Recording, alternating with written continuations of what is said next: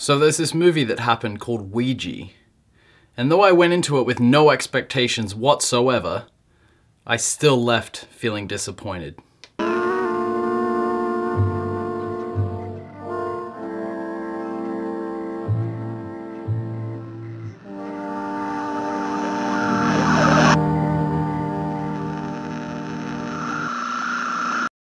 If a movie stars conveniently attractive women with unshakably perfect hair, and a dude that looks like he belongs in a boy band wearing a hoodie jacket combo, you know this film is going to be totally in touch with reality as you know it.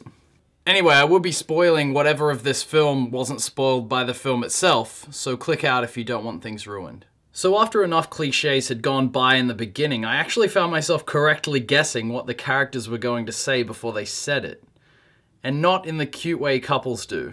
It's a testament to modern horror writing that you can predict not only the plot arcs, but what the characters are going to say in a movie you've never seen before. Guys, calm down. It's an old house. One of them is gonna say, "Are you moving it?" This is a joke. Come on, you guys, who's doing that?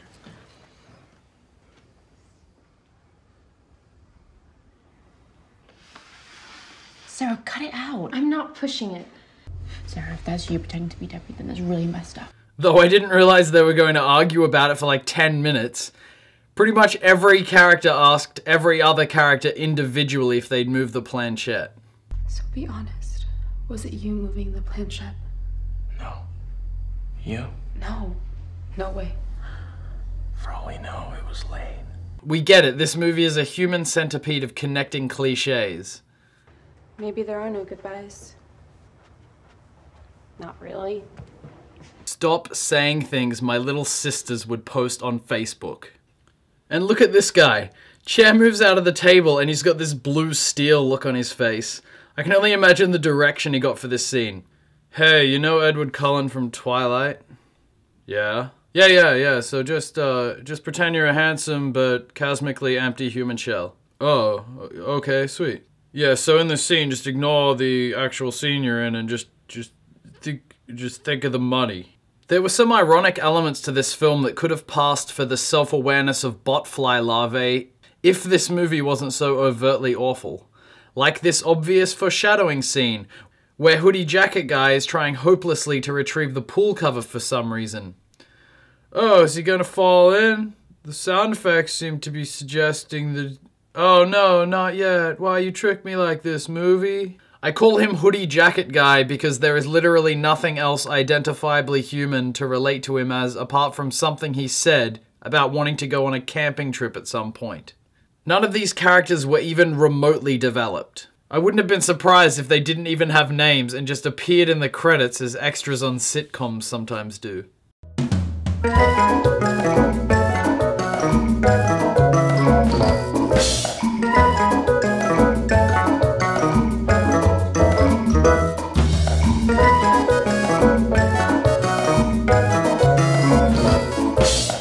These movies are always just so in touch with today's youth.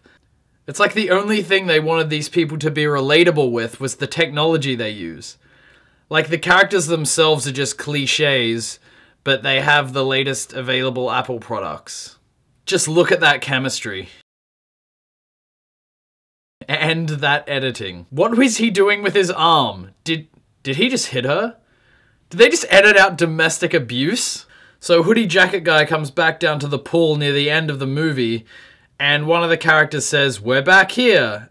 And I was like, oh, maybe they're making a comment about the foreshadowing they did before. That's kind of funny. Trevor. Sarah? We're back here. Then he gets thrown into the pool and dies stupidly and preventably, and I was like, there is no self-awareness here.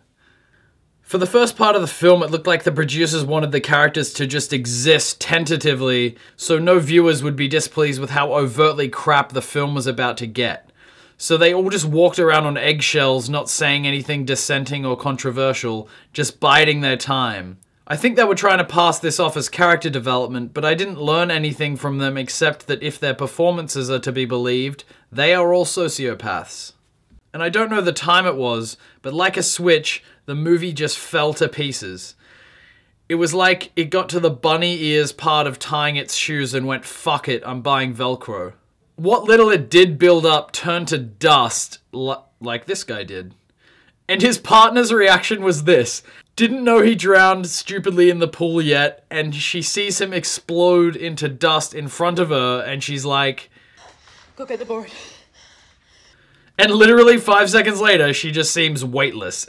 It was bad CGI and an onslaught of tropes and cliches all bleeding together in a great orgy of awfulness.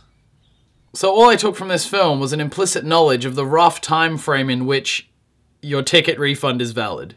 It's like they sort of held their breath and hoped they'd make no drastic continuity errors in the first act. And then they were like, haha, you can't get a refund now. Here, have some shit CGI, ridiculous plot points, more fake scares than real ones, and forget about reality, bathtubs can now be entirely filled up in less than 20 seconds. The rest of the movie after this might as well have been a bunch of executives in a boardroom laughing at you and giving you the finger as you watch their pockets fill with your money. It was seriously like one continuous Tony Hawk's Pro Skater 2 trick of dog shit from there on out. Cliche into cheap jump scare. Hoodie jacket combo into shit extra, and cheap jump scare into continuity error. Product placement that actually honestly represents the products into 180 dishonest product placement. Camera angle shift and double product placement in the one scene combo. Revert into cliche. Into 540 made up Ouija board rules. Circle the board. One's for each of us. Ridiculously efficient research cliche. Visit to traumatized psych patient cliche combo. And finished off with a stupid red herring that doesn't make any sense. All that to be left open for a sequel and so Hasbro can sell a toy. I don't even think I believe in these things, but I still don't want to touch it. Come on. They sell them in toy stores. For a total of $102 million points. I can actually feel my soul voiding itself, so I'm not going to tell you what else is wrong with this film. But feel free to leave some comments in the comments section about how this film confirmed your deepest fears about our problems on Earth being irreparable, and maybe leave any survival tips for the encroaching end of days. I think I'm going to take a bath. No, maybe I'll skip that and do a line of bath salts instead. Goodbye.